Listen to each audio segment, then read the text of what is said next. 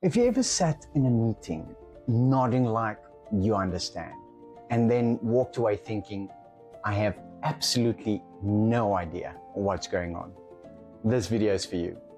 Because feeling inadequate or dumb at work isn't proof that you're actually dumb. It's usually proof you're under pressure and your brain is trying to protect your ego. And once you understand that, confidence becomes a skill you can build, not a personality that you're born with. Let's be honest, feeling dumb or inadequate at work doesn't feel like a small thing. It can feel like panic in your chest, your face getting hot, your mind going blank, you pretending you got it, yet you're avoiding the questions. You procrastinating because you're scared to mess up. And then you go home and replay it in your mind like, why am I like this? Why can't I just be normal? If that's you, you're not broken. You're just human. And your nervous system is doing what it does when it senses danger. It shuts down thinking and pushes you into protection mode. How's it? I'm Cordello. I'm a neuro coach. I help people change patterns that keep repeating, like overthinking, people-pleasing, burnout cycles, self-sabotage, low self-worth, and yes, even work confidence. And I want to tell you something straight. A lot of confidence at work advice is nonsense because it tells you to just be confident, but it doesn't tell you what to do when your brain is screaming, don't ask, they'll think you're stupid. So today we fix that. In this video, I'll show you why I feel dumb is a thought, not a fact. The hidden reason why people stop asking questions and how it kills careers, exactly what to say when you need clarification without sounding insecure, how to handle mistakes without collapsing into shame, and how to build real confidence at work that doesn't depend on feeling ready. No exercises, no awkward role plays, just practical tools and stories you'll actually remember. Quick pause here. If you're watching this thinking, yep, that's me. I overthink at work, I panic, I hide, and it's costing me. Book a free session with me. We'll map your pattern, what triggers the I'm dumb spiral, how your nervous system responds, and what to change first so you can show up calm and clear. The link is in the description. And while you're at it, hit that subscribe button because this channel is for people who want real change, not motivational quotes. Right, let's get into the real confidence. The real problem isn't intelligence, it's threat. Let's start with the truth. When you feel dumb at work, what you're really feeling is threat. Threat to your image, your value, your job, security, your identity, your social standing. And when your brain feels threatened, it does not go, let's calmly ask questions. It goes, freeze, hide, people please, just nod, escape this room, overthink. That's not you being stupid or dumb. That's your nervous system being very protective. So the goal is to not be confident. The goal is stop treating confusion like danger because confusion is normal. Confusion is part of learning. I feel dumb or inadequate is a label your brain uses. Here's the powerful shift. Feeling dumb is not an identity. Feeling inadequate is not an identity. It's a label, and labels are lazy. Your brain uses labels like dumb, slow, useless, behind, not good enough, because labels end the conversation. If you label yourself as dumb or inadequate, you don't have to try. You don't have to risk. You don't have to ask. You just hide. That's why the dumb thought is dangerous, not because it hurts your feelings, because it changes your behavior. And behavior is what determines results. Let me tell you about someone I'll call Anel for this video. Anel got a new job, decent pay, good opportunity, but the team moved fast. Anel didn't understand things the first time.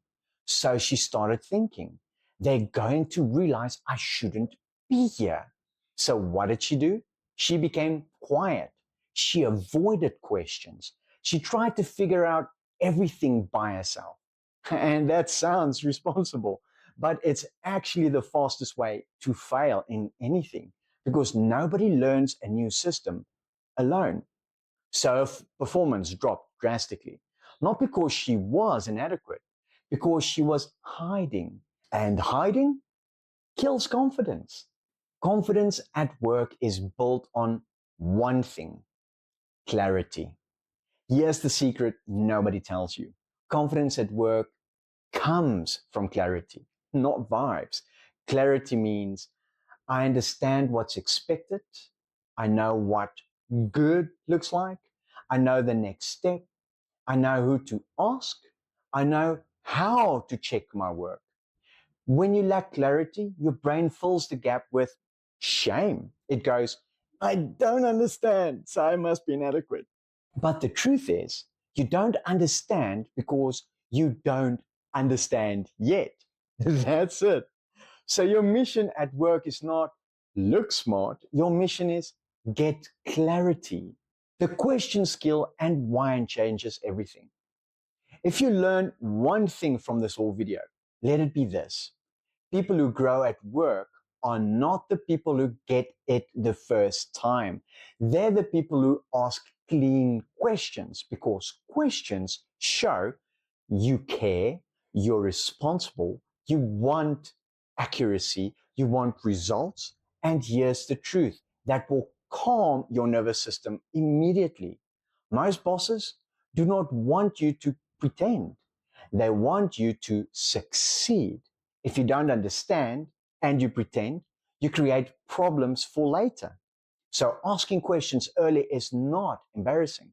It's professional. So use these lines when you need clarity. Option A. Can you walk me through that again a bit slower? I want to make sure I do it correctly. Option B. This one shows responsibility. Just to confirm, the outcome you want is X, right? And the deadline is Y? Option C. When they speak fast. You're quick at this. I'm still learning it. Can you break it down into steps for me, please? And then option D, if you missed something. I want to clarify one part so I don't waste time going in the wrong direction. And then lastly, option E, to avoid looking lost. Before I start, what does done well look like for this task? Those questions don't make you look dumb. They make you look like someone who cares about quality. I coached someone I'll call Jenna for this video. Jenna was not the most experienced in the office, but she did one thing that changed her entire reputation. Whenever she got a task, she asked, what does a great result look like to her managers? Then she repeated it back. So you want X by Friday and success means Y? Her boss loved it because she didn't create confusion. She created certainty. Within months, her boss trusted her with bigger things, not because she was smarter, because she was clearer. That's confidence. What to do when you make mistakes. Now let's talk about mistakes because the fear of mistakes is what make people hide. If you're human, you will mess up. No doubt about it. Even smart people make silly mistakes. The difference is what you do later. The toxic response. Oh my word, I'm such an idiot. I always mess things up. I shouldn't be here. That's a shame spiral. Here is the confident response. Yes, I messed that up. I'll fix it quickly. Thanks for catching it. That's it. Confidence is emotional control after imperfection because perfection is not coming at all. So don't build your confidence on being flawless. Build your confidence on being reliable. I had a client, let's call him Marcus for the sake of this video, who made a mistake on a report. His boss pointed it out, and Marcus would have panicked, the old Marcus, over apologizing and shutting down. But he practiced the new responses. Thanks, I'll see to it, I'll correct it, and send it back in 30 minutes. His boss went from annoyed to impressed because what bosses hate is drama. They don't hate mistakes nearly as much as they hate avoidance, excuses, and repeated confusion. Feeling inadequate often comes from one of these five cases.